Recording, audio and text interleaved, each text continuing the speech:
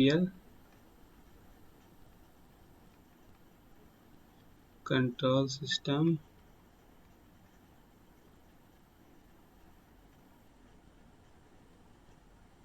Assignment number 4।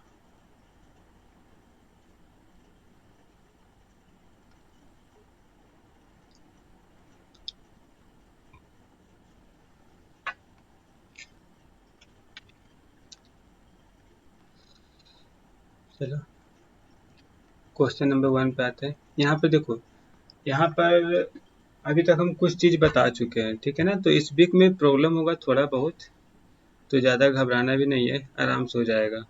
बस यहाँ पे जो भी बताएंगे उस चीज़ को अच्छे से गौर करना है। इग्नोर जहाँ करोगे फिर दिक्कत हो जाएगा, फिर समझ में नहीं आएगा। पहला नंबर क्वेश्चन कह रहा है अ सेकेंड ऑर्डर सिस्टम। चलो जो भी दिया हुआ है सबसे पहले हम यही बोलेंगे, अगर सेकेंड ऑर्डर सिस्टम का अगर बात बोल रहा है ना,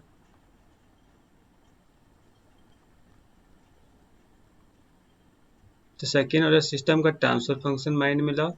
हम 2-3 केस बताए थे, वैसे जनरल केस याद रखना है। स्टैंडर्ड फॉर्म के लिए omega square n by s square plus 2 zeta omega n s plus omega square n, ये हमको ध्यान में रखना है, ठीक है।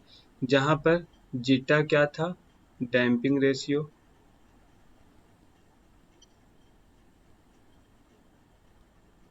ओमेगा एन क्या था, अनडैम्ड नेचुरल फ्रीक्वेंसी,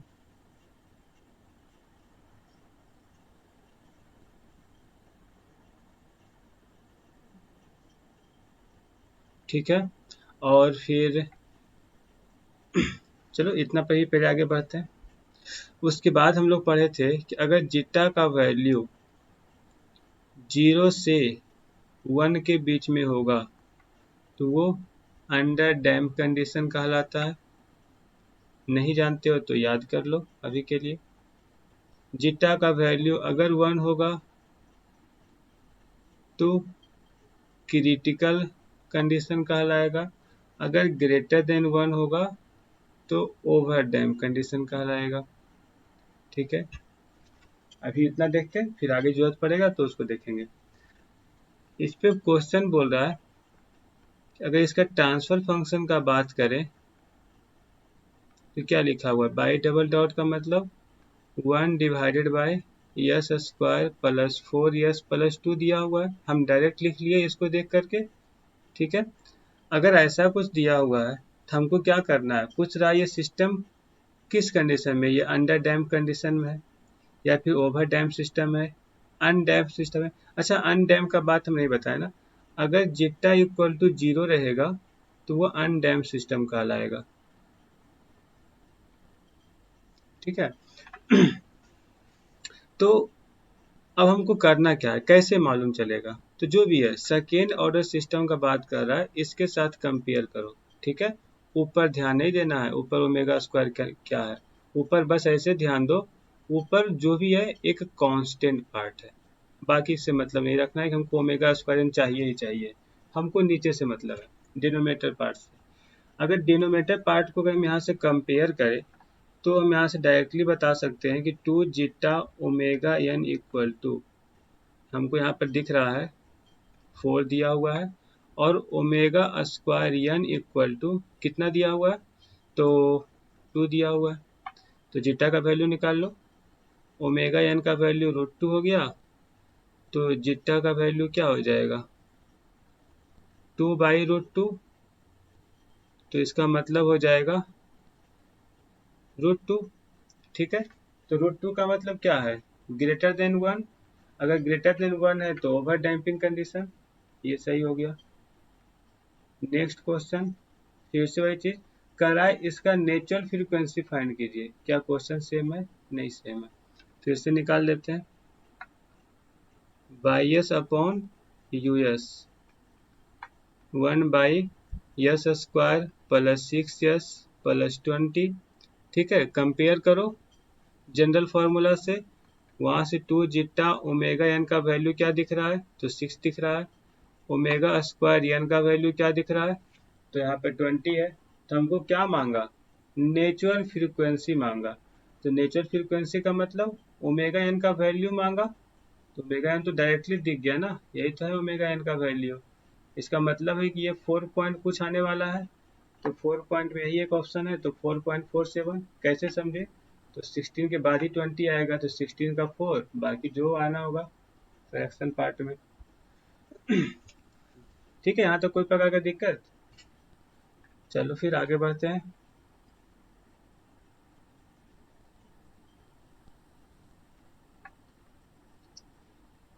अब उसी क्वेश्चन का बात कर रहा है, तो हम एक काम करते हैं, यहाँ से हर एक पार्ट को कैलकुलेट कर लेते हैं।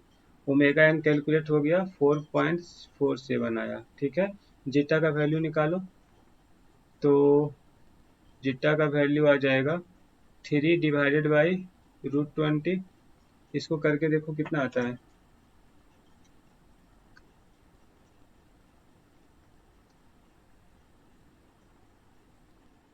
बताओ तो कितना आया। 3/√20 0 देखो सही है, मेरा वॉइस जा रहा है तुम लोग को।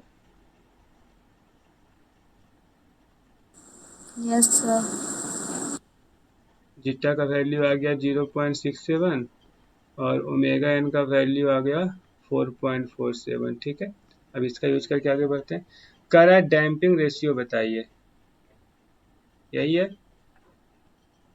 ठीक है। नेक्स्ट क्वेश्चन कह रहा है the frequency of oscillation, omega D मांग रहा है। जैसे पूछ दिया फ्रीक्वेंसी ऑफ ऑसिलेशन, ऑसिलेशन मतलब डैम्पिंग नेचुरल फ्रीक्वेंसी, एगो अनडैम्प था जो नेचुरल फ्रीक्वेंसी सिर्फ कहलाया, ऑसिलेशन बोला, ओमेगा डी मांग रहा है। तो ओमेगा डी को देखते हैं। ओमेगा डी का फॉर्मूला याद रखो, ऐसे लिख देते हैं, undamped natural frequency,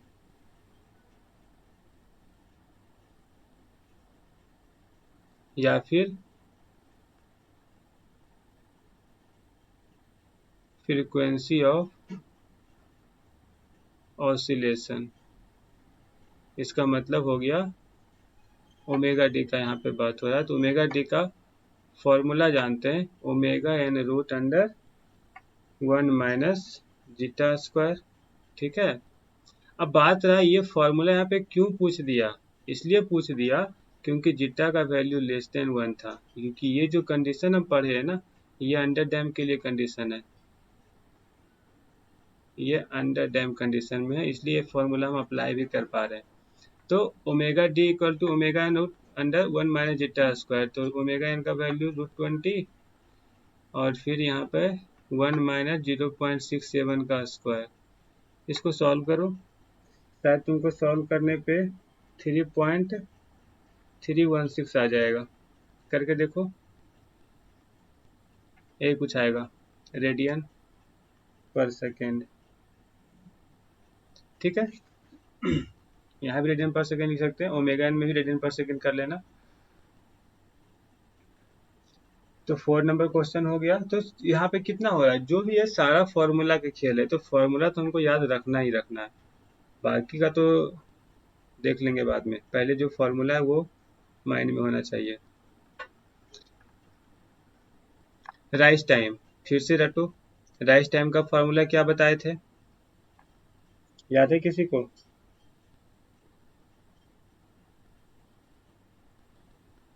pi minus 5 by omega D, सही है, ये मेरा राइज टाइम का फॉर्मूला है। अब बात रहा यहाँ पे फाई होता क्या है, हमको पाई तो ठीक है, पाई जानते हैं, ओमेगा डी भी अभी कैलकुलेट किए, लेकिन फाई नहीं मालूम, तो बताए थे phi equal to cos inverse zeta, तो जीटा का वैल्यू तो मालूम है ना, जीटा का वैल्यू पुट करो 0.67 और यहाँ से कैलकुलेट करो कितना आता है।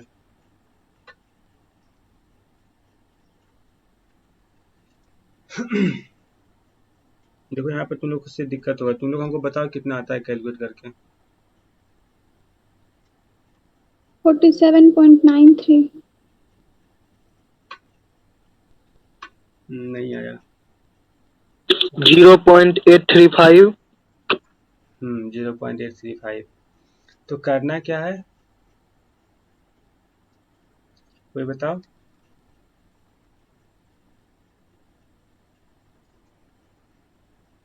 देखो बताते हैं। पाई हाँ बोलो बोलो।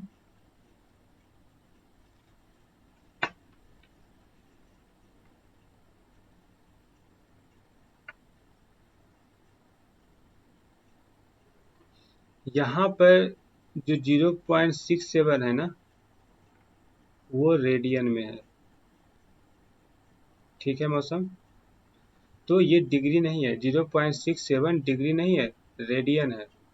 या तो पहले रेडियन को डिग्री में कन्वर्ट कर लो, या फिर अगर कैलकुलेटर से करो तो कैलकुलेटर में पहले सेट करो कि हम जो कैलकुलेट कर रहे हैं वो रेडियन के केस में कैलकुलेट हो, तब जाकर के तुम्हारा ये सही करेक्ट वैल्यू तुमको मिलेगा। ठीक है। तो करना क्या है, ये है क्या, ये मेरा रेडियन में लिखा हुआ है, रेडियन में लिखा हुआ है। तो रेडियन को डिग्री में कैसे कैलकुलेट करते हैं, कोई बताओ।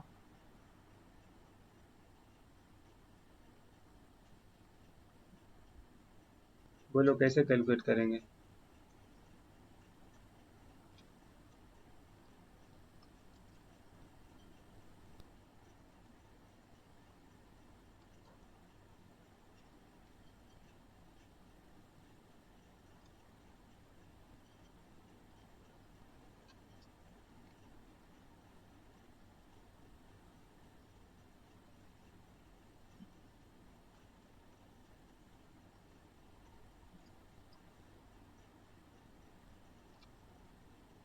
कितना समय लग गया,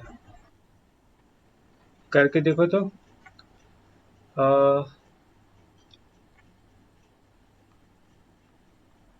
180/पाई करते हैं, देखो इसमें कितना आता है।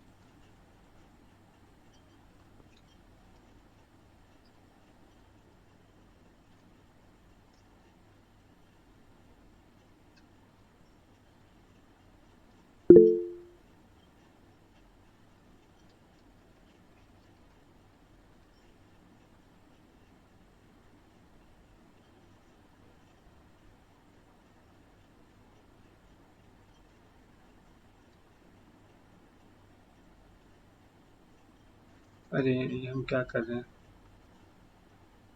इसको कन्वर्ट करेंगे ना।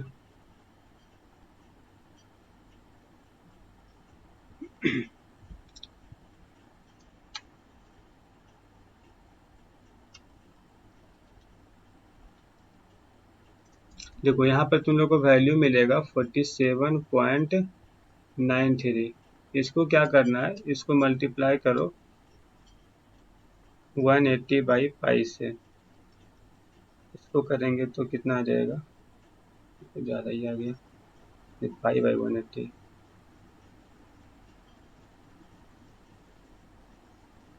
0.67।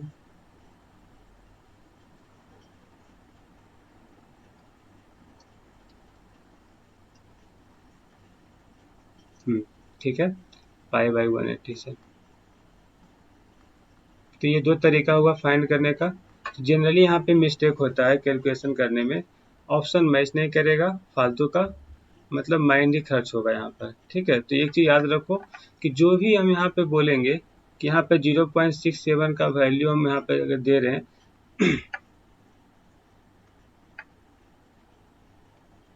कि ये जो मेरा आउटपुट आएगा वो रेडियन में आएगा, ये जो आएगा ना ये रेडियन में है। इसको हम मतलब यहाँ पे बोल रहे हैं तो ये तुम्हारा डिग्री में आ रहा है और ये रेडियन में आ रहा है, तो हमको रेडियन में चाहिए क्योंकि हम पाई के साथ सब्ट्रैक्ट कर रहे हैं। ठीक है, तो ये जो फाई है वो तुम्हारा रेडियन में है।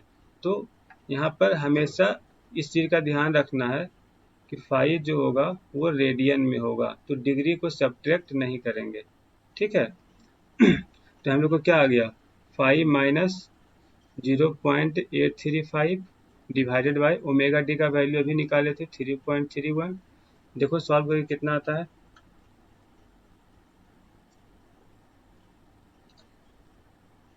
Pi minus three 0.835 divided by 3.31। 0.69 आया, तो यही आंसर हो जाएगा। ठीक है, क्लियर है मौसम, मेरा वॉइस जा रहा है? Yes sir. ठीक है, तो देखो ये चीज़ ना मतलब बहुत आसानी से गलती हो सकता है। अभी अभी हम कितनी बार बता देना, मे भी एग्जाम में ध्यान नहीं रहे, क्योंकि वहाँ पर जल्दीबाजी का चीज़ रहता है कि तुरंत तुरंत बना के खत्म करे इसको, तो भूल जाते हैं वहाँ पर हम पाई माइनस सम जो भी आएगा, जैसे 47 है, अब हम इसी में कन्फ्यूज रहेंगे कि आखिर आंसर काहे नहीं आ रहा। ठीक है, तो थोड़ा सा ध्यान रखना, यहाँ पर जो फाई है वो तुम्हारा रेडियन में होना चाहिए, तो रेडियन में कन्वर्ट कैसे करेंगे डिग्री को, पाई बाई 180 से मल्टीप्लाई कर देंगे, या फिर कैलकुलेटर, कैलकुलेटर तो वहाँ रहेगा ही नहीं, यही बेटर है। ठीक है, तो इसी का कर लो, नहीं तो फिर जो वहाँ पर सिस्टम में जो कैलकुलेटर रहता है सर आता है सर कैलकुलेटर सर? वहाँ पर सीख लेना कैसे उसको रेडियन में कैलकुलेट किया जाए। डिवाइस में तो रहता ही है सिस्टम में। हाँ हाँ, वही हम बोल रहे हैं कि वहाँ पे जो रहता है ना, तो वो ये कैलकुलेटर नहीं रहता है, वहाँ पे अलग ढंग से रहता है, उसमें देख लेना रेडियन में कैसे निकलता है। मेरे पास उतना आइडिया नहीं है, ठीक ना, क्योंकि हम लोग साइंटिफिक कैलकुलेटर सॉल्व कर रहे हैं, वहाँ तो कुछ अलग ढंग का रहता है, दोनों का फीचर सेम नहीं रहता है। अब देखो पीक टाइम का बात है, तो पीक टाइम का अगर हम बात करें, फिर से रटो। अब देखो यहाँ पे नहीं कुछ बोला, हम पीक टाइम में बहुत कुछ बताए थे कि कोई भी सेकेंड ऑर्डर का सिस्टम है तो सेकेंड ऑर्डर के सिस्टम में पीक टाइम बहुत सारा आता है। ठीक है, बहुत सारा आता है, first peak, second peak, third peak, fourth peak, उसमें भी दो टाइप का बताए थे। एक ओवर शूट पीक बताए थे, एक अंडर शूट पीक बताए थे। यहाँ पर ओवर शूट अंडर शूट का कोई मतलब नहीं रखना है, पीक टाइम पूछ रहा है मतलब first over shoot peak time का ध्यान रखो और बाकी आगे बढ़ते जाओ। तो इसका फॉर्मूला क्या था, तो n pi by omega d होता है जनरल फॉर्मूला, तो एन का वैल्यू 1 पुट करेंगे तो pi by omega d, omega d का वैल्यू तुमको मालूम है, देख लो क्या मिलता है, 3/पाई बाई 3.1, 3.31, तो हो जाएगा पाई डिवाइडेड बाई 3.31, तो 0.949 मतलब 0.95 आ जाएगा। ठीक है ना, तो पीक टाइम भी निकल गया, तो क्या है हमको वैल्यू क्या है उससे मतलब नहीं है, फॉर्मूला याद होना चाहिए, इससे तुम्हारा टोटल क्वेश्चन बनेगा। और जितना भी पूछ रहे हैं ना, ये तुम्हारा एक क्वेश्चन से इतना बन रहा है, मतलब टोटल 8 मार्क्स का क्वेश्चन हम लोग बना चुके हैं। अब देखो यहाँ पर मैक्सिमम पीक ओवरशूट का बात कर रहा है, मतलब हमसे M P O percentage M P O का वैल्यू पूछा, तो इसका वैल्यू क्या होता है, तो फिर से फॉर्मूला याद करो, e to the power minus zeta pi by root under 1 minus zeta square, calculate करो इसको, अब जो भी आएगा सो आएगा। अगर हम यहाँ पर बात करें तो जीटा का वैल्यू क्या है, e to the power minus 0.67 into pi by root under 1 minus 0.67 का स्क्वायर। देखो यहाँ कैसे से करेंगे, यहाँ तो एक बार में सारा वैल्यू को डालोगे निकल जाएगा।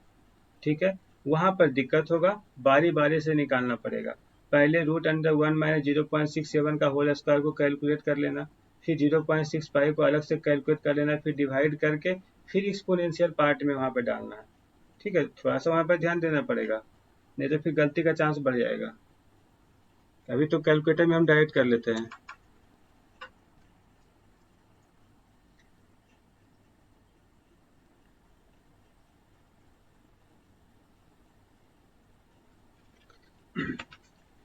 तो हम लोग को सॉल्व करके यहाँ पे मिल जा रहा है 0.0582 इंटू 100, इसको जब सॉल्व करेंगे तो हम लोग को मिल जाएगा 5.8%। ये आ गया हम लोग का मैक्सिमम पीक ओवरशूट। तो यहाँ भी क्या है, कैलकुलेशन करना आसान है, लेकिन ये याद रहेगा तभी तो आंसर आएगा, तो फिर से याद कर लो। ठीक है, पढ़े हुए हैं, अच्छे से समझ में आ गया है तब तो बढ़िया बात है, नहीं समझ में आया है तो रटने वाला काम करो।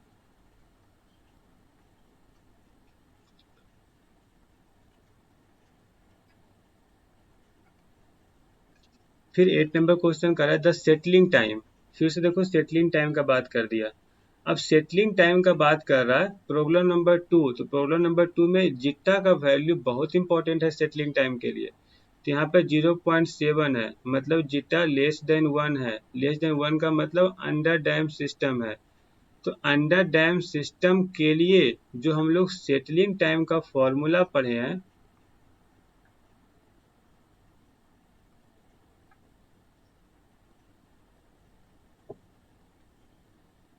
वो होता है देखो फॉर्मूला ही होता है 4T ही होता है।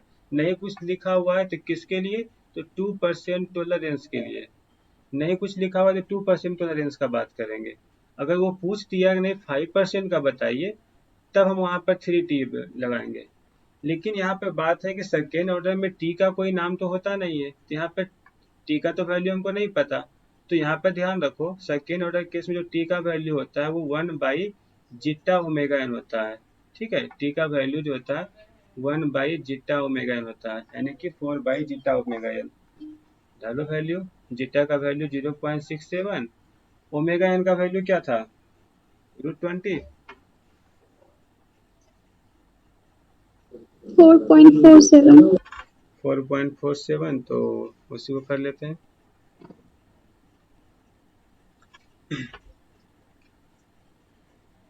तो ये हो गया 4/0.67 मल्टीप्लाई 4.47, तो ये आ जाएगा 1.33। आ गया 1.33। तो ये हो गया। तो यहाँ पर भी क्या हो गया? फॉर्मूला याद रहना बहुत इंपॉर्टेंट है। तो अंडर डैम केस के लिए सेटलिंग टाइम का फॉर्मूला 4T फॉर 2% टॉलरेंस और 3T फॉर 5% टॉलरेंस।